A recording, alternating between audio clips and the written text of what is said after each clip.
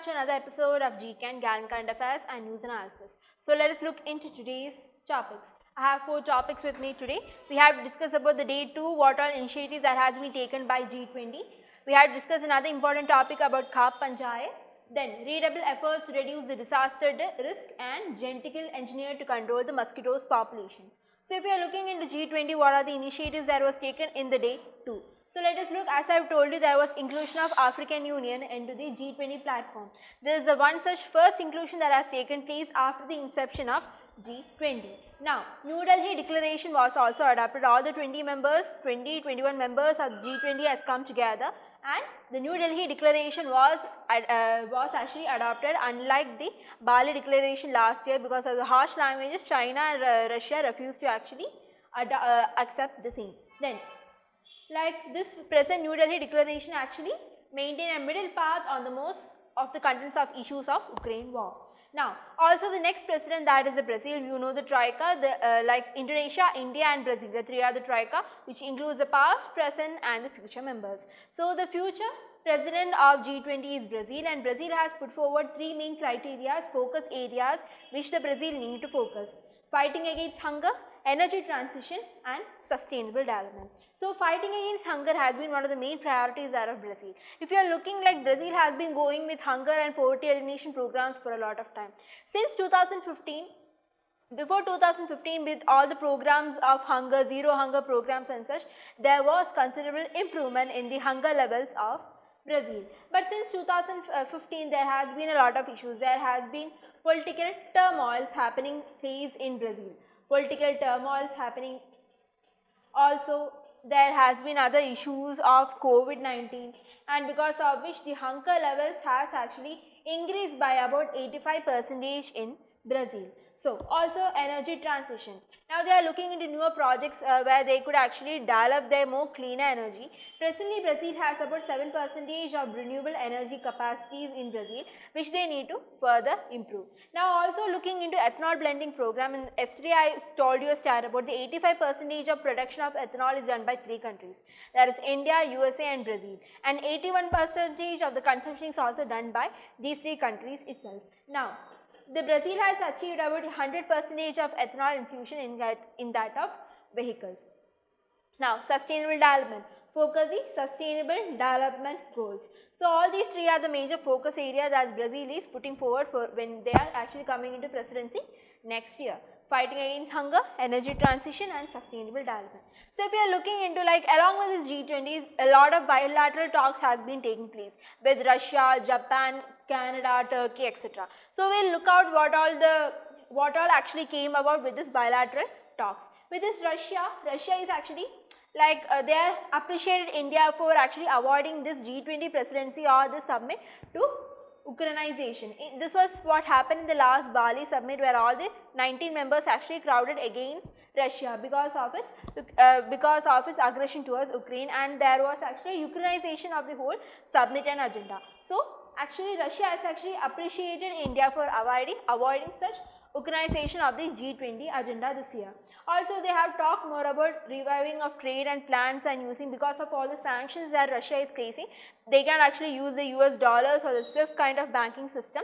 The Russian now has to actually depend upon the rupee, ruble kind of mechanisms. And you see now India has actually a trade deficit, because of which a lot of Indian rupees is with the Russia. So, India has actually opened much more avenues where all this Indian money lying with Russia can still be invested back into India, and it will create some kind of profit for Russia as well. Also, the S-400 anti-missile aircraft system, the deal for its scheduled delivery is also actually talked about in the bilateral talks between India and Russia.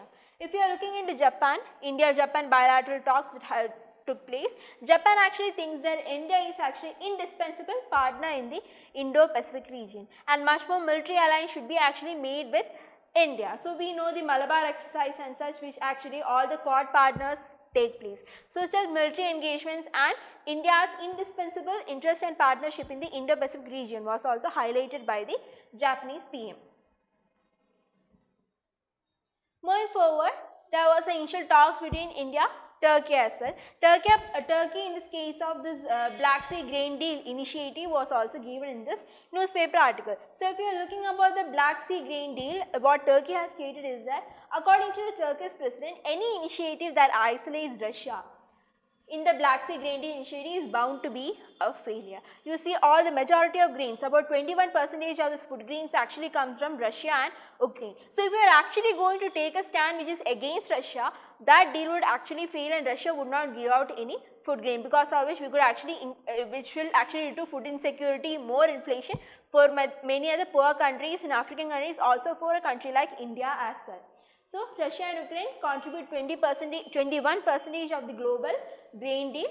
Also, according to Turkey, Russia has proposed an alternative to this initiative, Black Sea Grain Deal, where they have told that they can actually give the grain free of charge, turn this grain into flour, and with the help of Qatar has a port, with the help of Qatar they could actually give this to the poor African countries, convert this grain into flour, and with the help of Qatar port they could actually transmit it to other poor African countries. But this deal failed.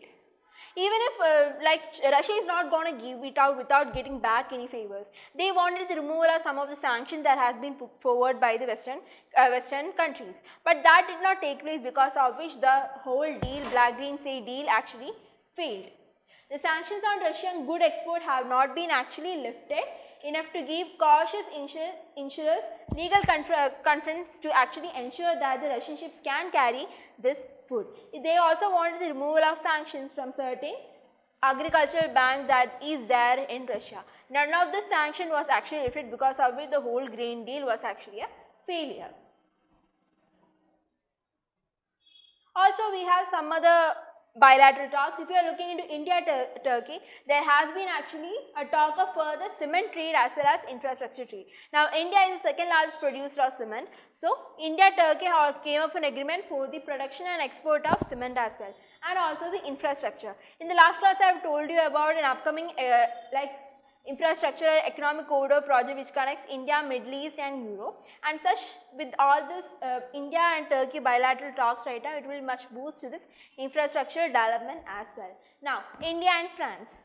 Further collaborations in the Indo-Pacific and also the African regions, where this Africa and all, there has a future for the major, like Africa will be actually the future core of the development in case of minerals and such. So, India and Africa together, they want to collaborate to actually help these countries, collaboration in the Indo-Pacific as well as Africa with infrastructure, their connectivity, energy, biodiversity as such. Also, there has been actually a recent connection with India and Comoros. Comoros is actually an island country near to the South African area and like near the Madagascar area as such. So, it is a very small island. The India-Comoros also essential for India's maritime security and a vision of the Sagar Doctrine, security and growth for all in the region. So, to boost the Sagar Doctrine of India and for the India's maritime vision, India-Comoros trade relations is also much more important, and it enhances the cooperation areas like shipping trade and more specifically within the Horn of African region and the African region in general. Now, India, Canada. There was actually strong concerns about the extremist elements of pro-Khalistan or such extremist elements that has been actually taking place within Canada. Like this was actually stated as one of the major concerns by the Indian PM to the Canadian President Mr. Trudeau. But he also in turn stated that there has been actually a lot of indifference, especially a foreign interference in the Canadian election process. So, these both concerns was actually exchanged. Also, there was actually a talk of India and Canada free trade agreements, but like that was actually put on pause. No such like revival or plan of dropping the FTA, nothing was actually talked about in this bilateral relations between India and Canada. Thus, the FTA talks are in a pause right now and nothing was actually discussed much on it. But the main drawback here happened is that the Ukrainian President Zelensky was actually not invited to attend the G20 meeting. That is also a heartfelt condolence that is faced by in like Canada. So, that is the day 2 of what happened in the G20. Now, moving on, we have about the Cup Panchayat. So, I will tell you first the issue, then what is Cup Panchayat and some Supreme Court judgments and rulings regarding the Cup Panchayat. So, if you are looking, the issue is there are 23 Cup Panchayat actually came together in a place at Jind, called Jind at Haryana, and state sought to actually amend the Hindu Marriage Act of 1955. They wanted to amend the Marriage Act of 1955 stating to ban marriages within the same village and Gotra, and also to ban live-in relationship and mark it as actually illegal. So this Ka Panchayat actually want to what? Ban marriages within the same marriages and same Gotra, and also to ban the live-in kind of relationships. Now the Ka Panchayat are basically a union of few villages with unelected elders. They actually act as some quasi-judicial bodies within an area. Some of the villages actually come together form this Ka Panchayat. Now this Ka Panchayat is also known as Kangaroo Court. Now because of which they act parallel to that of the government systems and other Supreme Court orders, and they actually give out judgments of their own which actually kind of violates the constitution itself at times. Now this Ka Panchayat is actually supported by political leaders like for vote bank politics and such. Now Supreme Court and the government is actually trying to reduce the influence of this Ka Panchayat, but the problem is that with the politics and the vote bank systems coming in, their prominence is actually increasing and not decreasing. They interfere in the freedom of youth. Now this Ka Panchayat consists of all elderly people. They are not in track with the current development of the 21st century as such, because of which they actually put a ban to the freedom of the youth there, especially if you are taking in case of marriages. They don't allow intercaste marriage. Even if we have the Special Marriage Act, they are not allowing any kind of intercaste marriage, especially they don't want any kind of marriages taking place in the same village or in the same Gotra, and they do not appreciate any kind of live-in relationship kind of marriages. Now there are, like you can see, about 291 honor killing cases that actually took place between India in 2014 to 2016. Now we see this is 21st century. Now even in the urban areas, we actually have to convince our parents if we need to get married. But in this Ka area, if you actually violate their order, it's kind of a killing. It actually hurts their honor, because of which even the relatives and parents come together to kill you. Now there is the data that has been put forward by the National Crime Records Bureau. So if you are looking, there has been a lot of cases or development that has actually taken place with this. So if you need to look, the first and important case which you need to know is the Shakti Vahini case. Now this happened in 2010 and the judgment actually came out in 2018.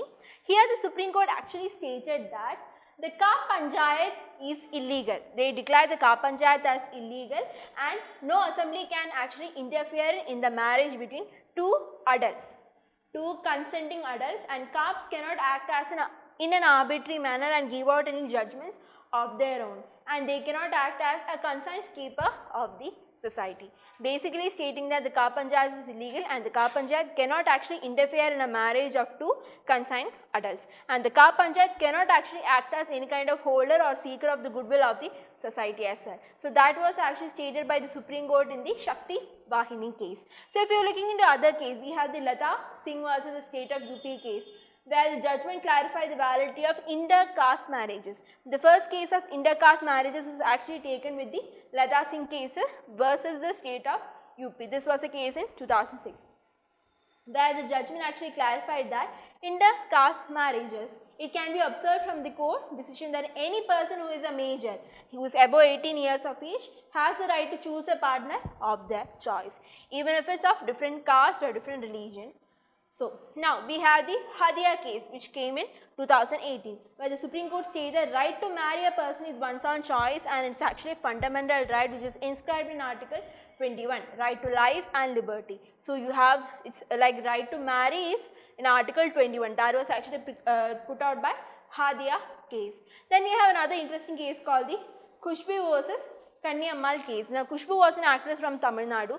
Like a lot of allegations and criminal allegations actually came against her because she was actually doing a live-in relationship. Now a backing of lot of criminal cases actually came against her because of her live-in relationship. Now in 2010, Supreme Court actually ruled in favor of Khushbu, stating that a man and woman living together without marriage can't be interpreted as an offence. Now Khushbu actually came here as a defamation case, but the SC rule says this is not a case of defamation, and the Supreme Court actually nullified all of the cases of like criminal procedures that was actually against her, and stated that a man and a woman living in together is not an offence.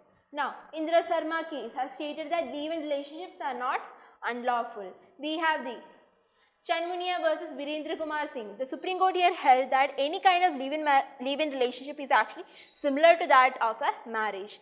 Like whatever rights you have, even in the marriage, you have the same rights in the case of live-in relationship. If a child is born out to you in the case of a live-in relationship, the child has all the rights that of a married couple's child. So that was actually stated by the Supreme Court. The Supreme Court said that the live-in relationship is entitled to the same rights as and protection as a legally wedded wife, and the child that is born to a live-in partners have the same rights as a child born into a case of marriage. So that is stated by the Supreme Court. So this is what of Ka Panchayat, and this is some of the, like you can actually mention this in your mains answer. The thing is that the Ka Panchayats are good in some point and they are bad at some point too. Like everything has a disadvantage and advantages as well. Ka Panchayats actually helps in the development of a village, but with all these elders, they are actually barring the freedom of youths and other women, especially they are actually anti-feminist kind of sentiments they have. So there are a lot of honor killings, there is like this kind of intercaste marriages and all cannot take place there. So because of it, there is a need for improvement in the Ka Panchayat, and this was actually declared as illegal as well. So a lot of reforms and initiatives actually has to be taken in this regard as well. Now moving on, we have the redouble efforts to reduce disaster. Now we see there has been a global rise in disaster as such. Now that is a new normal. We experience earthquake. You can see yesterday there was Moroccan earthquake and the death has actually increased by about 2,100 people has actually died in this earthquake. So these kind of natural disasters are the new normals. We have the floods that are taking place in China, destructive wildfires all across Europe. You can even find wildfires in Canadian region and in Hawaii. Also now July was recorded as the hottest month ever. Now even in August or September, now this kind of temperature is actually going on increasing, and we are actually now this kind of hotness or this heat or temperature we feel now is actually more than what we have experienced in the last century. Now this is actually said to become the new normal. Now like few classes ago we talked about the heat index, where we saw that the feels like temperature in Iran is close to about 70 degrees Celsius, because of which people are actually unable to live in Iran. So these kind of heat waves or climatic change or weather phenomena are kind of becoming the new normal now. Now most vulnerable countries are like, we can talk about small island countries. They don't have the economic reforms or structures to actually bring about any kind of engagements or any investments to climate sector as well. So that kind of identifies how countries are actually the most vulnerable. You can actually also quote the women and children, and also the elderly citizen are actually most vulnerable to these kind of climatic changes as well. Now, what are the solutions? Now you see, we already have solutions at hand. We have the Sustainable Development Goals. We have the Paris Agreement to limit the climate change, like the temperature, by 1.5 degrees Celsius. We have laid down this Sendai framework mechanism for the disaster risk and such. Also, all the members are actually trying to commit like more resilient building with the renewed urgency and such. But the thing is that implementation is more important. It's easy to make commitments. We have the Paris climate, we have agreements and commitments. We have the national determines contributions. These are actually commitments made by each countries. All the countries actually make commitments, but the important thing is that they actually implement, so that this change will actually come through, and we can actually reduce this climate change and reduce the temperature, because of which it will create more livelihood habit for that of human beings. So the solution is that we have the solutions, we have created the solution. The thing is that we actually implement it. So what is the stand for that in India? So if you are looking, India is actually improving its stewardship in the disaster risk reduction. All the 28 states and union territories of India has their own prepared disaster management plans in the recent year. Now these plans, which are created by all the 28 states and union territories, has actually helped in the reduction of mortality in India. If you are looking, that India has created early warning system for the detection of cyclones in entire coastlines of that of India, because of which India was able to actually reduce about 90% of death or mortality due to cyclones. If you are looking at the recent cyclone Biparjoy in Gujarat, zero casualties or zero death was actually reported in this cyclone Biparjoy, because such kind of early warning systems and other disaster risk measures were actually taken by the Gujarat government, because of which no single life was actually lost.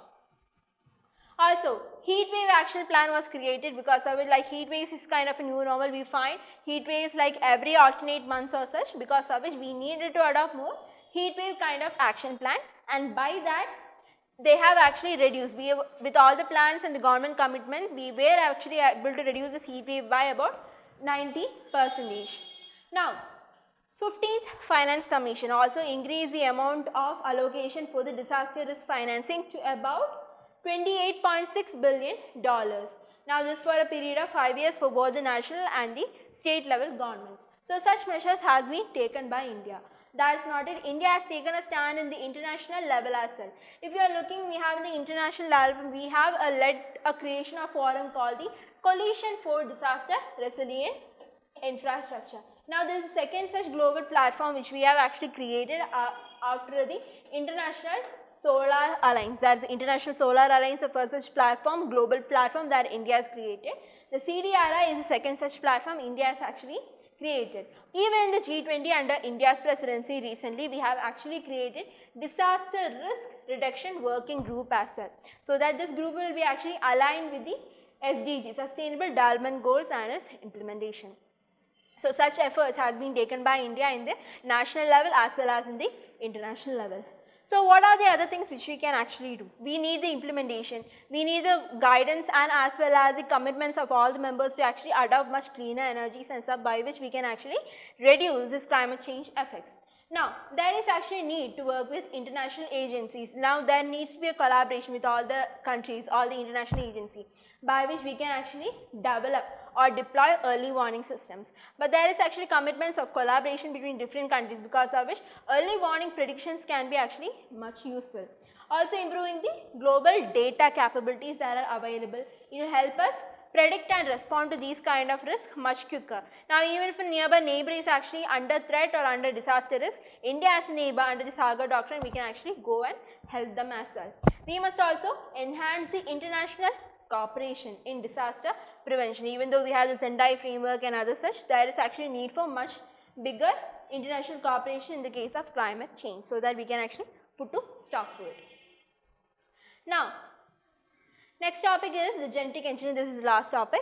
Genetic engineering to control mosquitoes. Now, there has been a lot of increase in mosquito population right now. So, if you are looking at the reasons, the first reason which we could actually point out for the increased mosquito population is the rapid urbanization. This rapid urbanization has created slums. So, because of the enrichment of the slum, there is actually a lot of waterlogging taking place, and because of the unhygienic condition, all the mosquitoes are actually thriving, and this has actually created dengue, Zika, yellow fever kind of actual diseases that is actually prevalent in India right now. Also, climate change has increased range. So, if you are looking, we have actually saw a lot of dengue cases coming from Delhi. Dengue and malaria cases has been pertaining in India for a long time, and we saw the surge of these cases in the recent month of August. But if you are looking into certain countries, now these mosquitoes actually thrive in humid conditions. Certain countries like Egypt didn't have that kind of humid conditions for the thriving of these mosquitoes, but Egypt including has recorded their first dengue cases because of the varying of climate change and the varying of temperatures and the weather phenomena. Egypt is actually witnessing some more humid conditions, and this humid condition is actually favoring the mosquitoes population growth, and even they recorded the first kind of dengue cases that is actually available. Also, increase in insecticide resistance. Even if you say we have mosquito repellents and such, because of which the rapid use actually have created some kind of resistance of this mosquito toward this kind of insecticides and repellents. So, these three are the main three reasons, like rapid urbanization, changing climate phenomena, and also increased insecticide resistance are one of the three main factors for the thriving of mosquitoes. What are solutions or measures which we can actually adopt? We can actually develop vaccines against dengue or malaria. We can actually reduce or control the spread of these diseases. Genetic engineering to manage mosquito population. So, if you see this genetic engineering of mosquitoes has been in research and development for a long period right now. So, if you are looking, researchers from California University has actually talked about like genetic modification of an Anopheles stephanus, which is actually a major contributor of these malaria vector-borne diseases. And also, there is actually availability of these high quality sequences coupled with our capacity to genetically manipulate them offers unprecedented opportunity that is of present right now. This also, there is actually a lot of genetical manipulations of the mosquito taking place. Like, how can we genetically modify this mosquito? Either we can actually reduce the reproduction capacity or make the mosquitoes sterile as well. So that is one of the two ways by which we can actually control the population of the mosquitoes.